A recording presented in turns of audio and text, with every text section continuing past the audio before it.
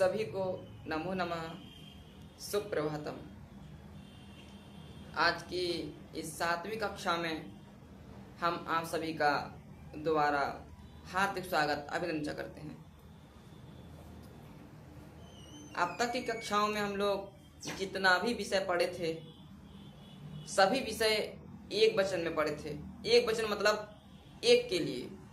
जो हम यहाँ वचनों की बात किए थे, जो 5 विषय आप सभी को बताए थे, तो उसमें 3 वचनों की बात बताए थे। एक वचन, द्विवचन, बहुवचन। एक वचन का मतलब क्या होता है? जिसकी गणना एक में करते हैं। कोई एक व्यक्ति है, कोई एक क्रिया कर रहा है, तो एक के लिए बोलते हैं एक वचन, 2 के लिए बोलते हैं द्विवचन, और 3 या 3 से अधिक की संख्या होती है, करोड़ों में संख्या होती है, उसको बोलते हैं बहुवचन। तो हम लोग एक की संख्या वालों को पढ़ चुके हैं अब तक की कक्षाओं में। आज हम पढ़ने जा रहे हैं बहुवचन की। तो जिसके लिए, दूर के लिए, अगर वो व्यक्ति एक है तीनों लिंगों में, और तीनों लिंगों के लिए दूर के लिए जो क्रिया प्रयोग किए थे हम लोग, जो बिंदु प्रयोग किए थे, सह स तत्, और पास के लिए किए थे एषः एषा एतत्। एक के लिए तीनों लिंगों में जिस स्थान पर पुल्लिंग के लिए जिस शब्द में विसर्ग आता है, अगर उस स्थान पर एक व्यक्ति होता है पुल्लिंग, जिस शब्द में विसर्ग आता है, उसके लिए हम लोग सहा का प्रयोग किए थे। अगर उसी स्थान पर 3 या 3 से अधिक कोई व्यक्ति होते हैं, या पुरुष होते हैं, या बालक होते हैं, शिक्षक या छात्र होते हैं, 3 या 3 से अधिक, तो जहाँ सहा का प्रयोग किए तो उन सहा के स्थान पर बहुवचन में बोलते हैं बहुत सारे लोगों के लिए ते। ते ते बालकाः, यानी जो बालक को बोल रहे थे बालकः, अब उस बालक के आगे आकर डंडा लग जाएगा, फिर विषय लगेगा बहुवचन में बनाने के लिए। बालकाः यानी ऊंची आवाज में। ते बालकाः, जहां एक के लिए बोल रहे थे सह बालकाः, आज वहीं अगर 3 या 3 से अधिक लोग खड़े हैं तो उनके लिए बहुवचन की क्रिया में प्रयोग होते हैं ते।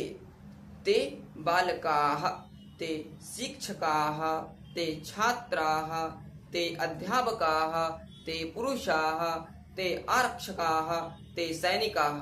अगर हमसे दूर 3 या 3 से अधिक लोग हैं तो हम कितने भी वाक्य बोल सकते हैं बहुवचन में। तो दूर के लिए जो मूल्य समास शब्द है, यानी वो सब को बोलते हैं संस्कृत में ते। जिस शब्द में विषय लगता है उसके लिए पुल्लिंग में। उसी के बाद जिस शब्द में आ का डंडा बड़ी की मात्रा छोटी की मात्रा लगती है, तो तीनों प्रकार के स्त्रीलिंग में कोई सा भी शब्द आ जाए और वो हमसे दूर है, तो एक के लिए का प्रयोग किए थे, सा प्रयोग किए थे। अगर वहीं 3 या 3 से अधिक की संख्या में होते हैं, माताएं हो, बहनें हो, शिक्षिकाएं हो, छात्राएं हो, भगिनी हो, तो दूर के लिए बोलते हैं ताह। एक वचन में एक के लिए बोलते हैं सा, और 3 या 3 से अधिक की संख्या में होते हैं उनको बोलते हैं ताह। ताह शिक्षिकाः, ताह छात्राः, ताह भगिन्यः, ताह छात्राः, ताह सेविकाः, ताह गायिकाः, ताह अर्चिकाः। अर्चिका मतलब पूजा करने वाले। तो दूर के लिए स्त्रीलिंग वाक्य में बोलते हैं ताह। अब आता है नपुंसकलिंग। नपुंसकलिंग में जहाँ एक वचन में बोले थे तानी, जिस शब्द में अनुस्वार या मकार लगता है, अधमकार, उसको बोलते हैं तत्। एक वचन में एक के लिए। अगर वहीं 3 या 3 से अधिक वस्तुएं होती हैं नपुंसकलिंग की, उनको बोलते हैं तानी। तानी मित्राणि, तानि चित्राणि, तानि पुस्तकानि, तानि भवनानि, तानि लोक्यानि, तानि वाहनानि, तानि मित्राणि, तानि फलानि, तानि वस्त्राणि। दूर के लिए बोलते हैं तानि। पुल्लिंग में बोलते हैं ते, स्त्रीलिंग में बोलते हैं ताह, और नपुंसकलिंग में बोलते हैं तानि, बहुवचन के शब्दों के लिए। तो जिस प्रकार से पास के लिए हम लोग सहसा तत् में ए लगा दिए थे, एषः ईसा एतत् कर दिए थे, उसी प्रकार से दूर के लिए जो ते तह तानि बोले हैं, उन पास की चीजों को बहुवचन में बनाने के लिए उन तीनों शब्दों के आगे ए लगा देंगे। पास को बनाने के लिए हो जाएगा एते, एताः, एतानि। अगर पास में बहुवचन में कोई वस्तु है तो उनको बोलते हैं एते। स्त्रीलिंग में पास में कोई बहुत सारी वस्तुएं हैं या लोग हैं, उनको बोलेंगे एताः। नपुंसकलिंग में पास में बहुत सारी चीजें हैं नपुंसकलिंग की, उनको बोलते हैं एतानि। एते बालकाः, एते शिक्षकाः, एते छात्राः, एते अध्यापकाः, एते। स्त्रीलिंग में एताः, एताः बालिकाः, एताः शिक्षिकाः, एताः भगिन्यः, एताः बालिकाः। नपुंसकलिंग में एतानि, एतानि मित्राणि, एतानि वस्त्राणि, एतानि चित्राणि, एतानि पुस्तकानि। ये शब्द हैं बहुवचन के। अगर हम लोग बोलते हैं कि वो बालक है तो एक वचन में यानी सह, वो बालिका है तो यानी एक वचन में सा, वो मंदिर है यानी एक वचन में तत्, पास के लिए ईशा से ये तत्। अगर बोलते हैं वो सब बालक हैं, वो सब बालिकाएं हैं, वो सब मंदिर हैं, तो वो सब बालक है तो ते बालका, वो सब बालिका हैं तो ताहा बालिका, वो सब मंदिर है तो तानी मंदिराणी। पास के लिए बोलते हैं एते बालका, एते बालिका, एते क्षम्यतां, एते बालका, एताः बालिका और एतानि मंदिराणि। दूर के लिए बोलते हैं ते ताः तानि और पास के लिए बोलते हैं एते एताः एतानि। बहुवचन में यानी बहुत सारे लोगों के लिए। अब बहुवचन किसकी पहचान होती है? 3 या 3 से अधिक की संख्या में जिसकी गणना करते हैं वो होता है बहुवचन। ठीक है।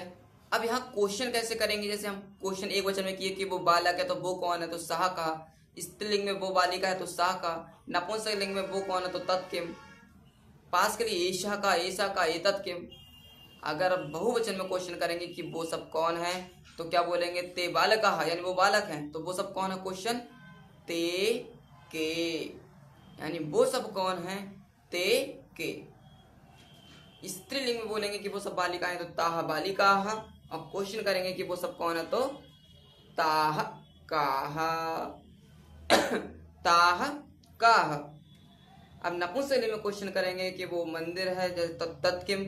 अब बहुत सारी चीजें कि वो सब कौन है तो तानी मंदिराणी। अब वो सब कौन है तो तानी कानी यानी वो सब कौन है? तानी मंदिराणी, वो सब मंदिर है। तानी मित्राणी, तानी कानी तो तानी मित्राणी, वो सब मित्र हैं। तानी कानी। पास के लिए बोलेंगे एते के, स्त्रीलिंग में एताह काह और नपुंसकलिंग में एतानी कानी। ये क्वेश्चन होते हैं। क्वेश्चन तो दूर के लिए और पास के लिए तीनों लिंगों में बहुवचन में क्या बोलते हैं वो बात हम इसमें आप लोगों को बताए, और मुझे लगता है आपको ये सभी को विषय समझ में आया होगा। अब चलते हैं भवती, भवान, अहम। ये 3 बिंदु हम जो पढ़े हैं। भवतः अर्थात किसी पुरुष को बोलते हैं आपका, भवत्य अर्थात किसी बालिका को बोलते हैं आपका। अब भवती बोलते हैं किसी बालिका को आप, भवान किसी बालक को बोलते हैं आप, और मम यानी मेरा और अहम यानी मैं। इनमें थोड़ा सा फर्क बताए थे। अब बोलेंगे आप सब बालक हैं, आप सब शिक्षक हैं। जैसे स्कूल में जाते हैं तो स्कूल में बच्चे वो शिक्षक बोलते हैं कि आप सब लोग कैसे हैं, आप सब बालक हैं, आप सब छात्र हैं, तो क्या बोलते हैं? आप सब भवन्तः, बालकों के लिए एक वचन बोलते हैं भवान एक को, और बहुत सारे लोगों को बोलते हैं भवन्तः, आप सब लोग। तो भवन्तः शिक्षकाः, भवन्तः छात्राः, भवन्तः अध्यापकाः, भवन्तः गायकाः, भवन्तः शिक्षकाः यानी भवन्तः आप सब लोग। बालिकाओं को बोलते हैं वचन में भवती, और वहीं अगर 3 या 3 से अधिक की संख्या में बालिकाएं हैं तो उन सबको क्या बोलते हैं? आप सब लोग बालिकाएं हैं तो भवत्यः। अब भवत्यः एक आप बोले समझे कि आपका भवत्यः, भवत्यः यानी अगर आपका बोले कि आपका नाम तो वहाँ होगा भवत्याः, यानी या के आगे डंडा लगेगा फिर विसर्ग लगेगा भवत्याः यानी थोड़ा ऊंची आवाज। और बोलेंगे आप सब लोग बालिकाएं हैं तो बोलेंगे भवत्यः, तो या के आगे आकर डंडा नहीं लगेगा, या के बाद केवल विसर्ग लगता है यानी आप सब लोग। भवत्यः यानी हल्की आवाज।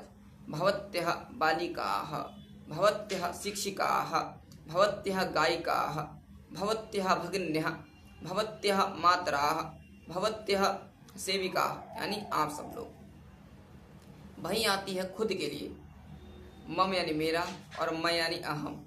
और अगर हम बोलें कि हम सब लोग, जैसे हम लोग बोलते हैं ना कि हम सब लोग बालक हैं, हम सब लोग शिक्षक हैं, तो क्या बोलेंगे? वयम, वयम बालकाः, वयम शिक्षकाः, वयम छात्राः, वयम नर्तकः, हम सब लोग। अब बालिका खुद के लिए बोले तो वयम बालिकाः, वयम भगिन्यः, वयम मातराः, वयम देव्यः, वयम सरस्वत्यः या वयम छात्राः यानी हम सब लोग। किसी सामने वाले को एक को बोलते हैं भवान और बहुत सारे लोगों को भवन्तः, किसी अकेली बालिका को बोलते हैं भवती, और बहुत सारी बालिका होती है तो उनको बोलते हैं भवत्यः, और खुद के लिए बोलते हैं अहम, और बोले कि हम सब लोग तो बोलेंगे वयम।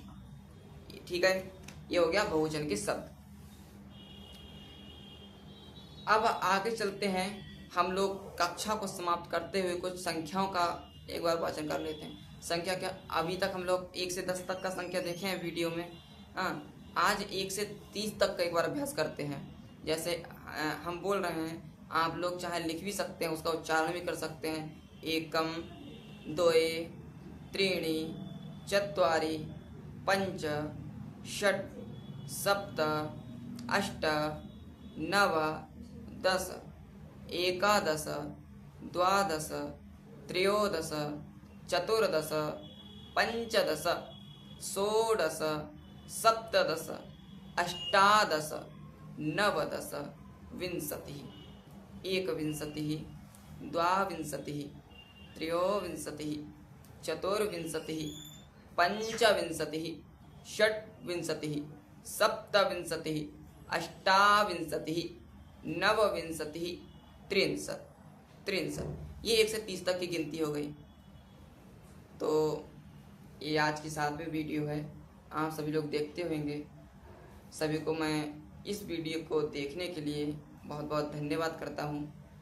और हो सके केवल अपने लिए नहीं, अपनी नहीं, इस संस्कृति को अगर पढ़ना नहीं चाहते हैं, फिर भी ये वीडियो हर जगह भेजकर इस मेरा नहीं, मेरी पढ़ाने का तरीके का नहीं, इस संस्कृत भारती की सेवा की जाए और संस्कृत भारती को फैलाई जाए। इसलिए इस वीडियो को शेयर कीजिए और हो सके कि अधिक से अधिक जितना भी हमारा हिंदू धर्म एक संगठन जितना भी दीर्घ है, जितना भी बड़ा है, हो सके जिस प्रकार से अपने एक परिवार में किसी भी चीज़ को बांटकर वितरण कर कर हम लोग अगर उसका ग्रहण करते हैं, खाते हैं, उसी प्रकार से एक संस्कृत भाषा को हमारे पूरे हिंदू धर्म में क्यों ना बांटा जाए। तो इसकी इसी प्रकार से हम लोग सेवा करते रहें।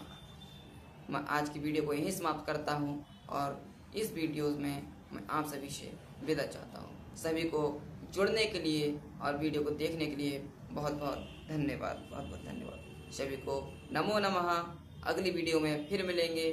सभी को पुनर्मिलामः। नमो नमः।